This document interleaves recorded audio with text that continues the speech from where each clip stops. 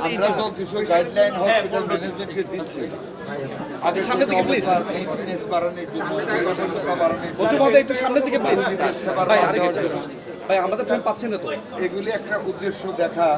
যে কতটুকু ইমপ্রুভমেন্ট হয়েছে, একটু প্রেশার ক্রিয়েট করে ডাক্তারদের ব্যবহার কতটুকু উন্নত হয়েছে তো শুনলেনি আপনারা আলহামদুলিল্লাহ অনেক উন্নত হয়েছে। আমার মাথা আর যেটা আরেকটা যেটা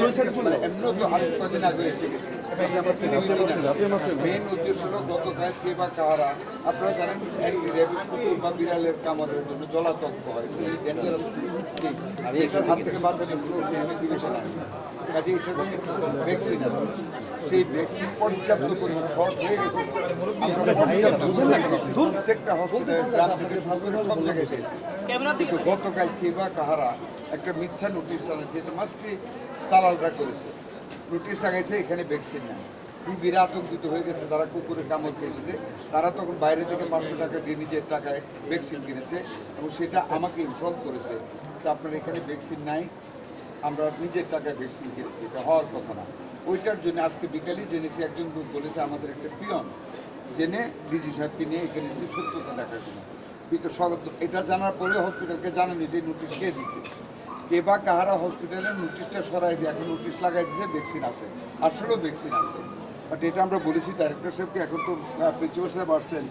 ইনভেস্টিগেট করতে কে লাগাইলো এটা যে ভ্যাকসিন নাই এটা বের করতে বলছি বা উঠাইলো উঠাই অ্যাকশন নিচ্ছে নাকি না নিয়ে থাকলে আমরা অ্যাকশন নিই বন্ধু মহোদয় আমরা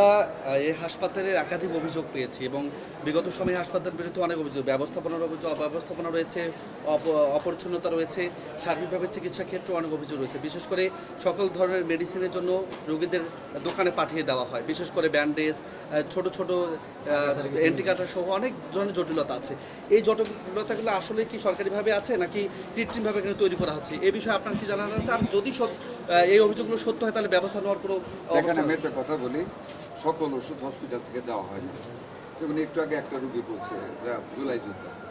যে ওষুধ পাচ্ছে না 3000 টাকাও দিয়েছে উনি রাগ করে 3000 টাকা নেন না কিন্তু এর বাইরে তো হসপিটালে দেওয়ার ক্ষমতা খেতে হবে পরিচ্ছন্নতা আপনি দেখে রুগীরা বলেছে ডাক্তার ভালো ব্যবহার করে আরেকটা জিনিস চিন্তা করুন এই যে দেখতেছেন হাজার হাজার অ্যাটেন্ডেন্ট কত রুগী ডাক্তার তো আমাদের কম তার ভিতরে সীমিত সম্পদের ভিতরে আমরা যতটুকু পাচ্ছি ডাক্তাররা সেবা দিচ্ছে ভুল হতে পারে কিন্তু আমরাও চেষ্টা করতেছি আরও ডাক্তার দেওয়ার জন্য আগামী এক সপ্তাহ দিকে আমরা আরও কিছু ডাক্তার দেবো আর এই সামনের দিনে এবারে বেচ বের হলে আমরা আরও ডাক্তার নেব আমরা 1 লক্ষ স্বাস্থ্যকর্মী নতুনভাবে নিয়োগ দিতে যাচ্ছি আশা করি পর্যায়ক্রমে আমরা এগুলি মোকাবেলা করতে পারবো আমরা চেষ্টা করতেছি তেলাপোকা ডেলি তারা কাজ করতেছে তেলাপোকা অনেকটা কমেছে তেলাপোকা কিন্তু আমাদের বাসা বাড়িতেও থাকে হয়ে যায় যে একটু ময়লা পড়ে থাকলে এটা তো হয় এখানেও চেষ্টা করা হচ্ছে আমরা আপনার চেষ্টা করতেছি কিন্তু এই 17 বছরের জঞ্জাল শেষ করতে কিন্তু আমরা ওভার দ্য 63 দিনে পারবো বাট আমরা কিন্তু চেষ্টা করতেছি আপনারাও সাহায্য করবেন মাঝে মাঝে আসবেন যেমন আজকে যে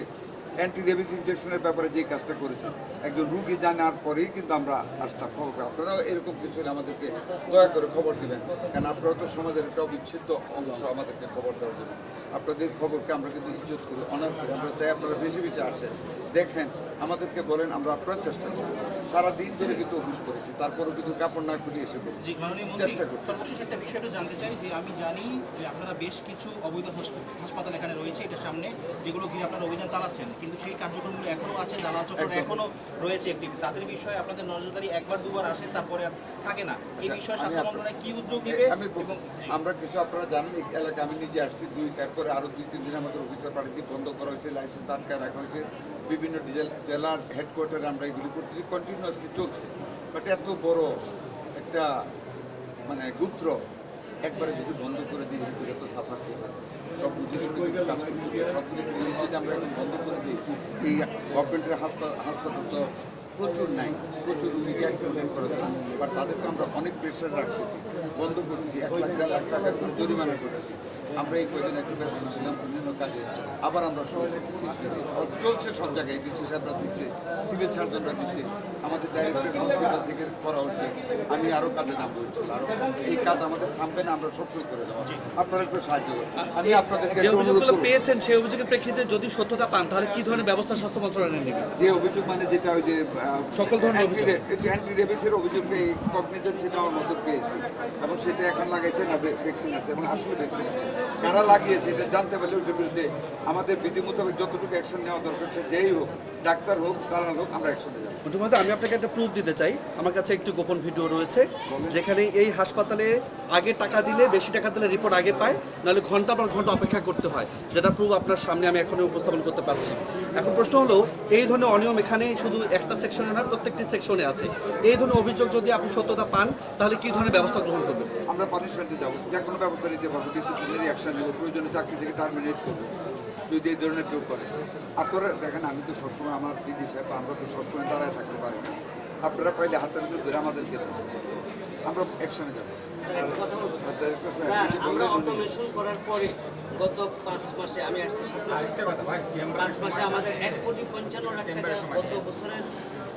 ওই সময় রেভিনিউ তুলনায় এবার 1,55,00,000 টাকা বেশি রেভিনিউ হয়েছে। আমরা বিনা পয়সা স্যার অটোমেশন করছি,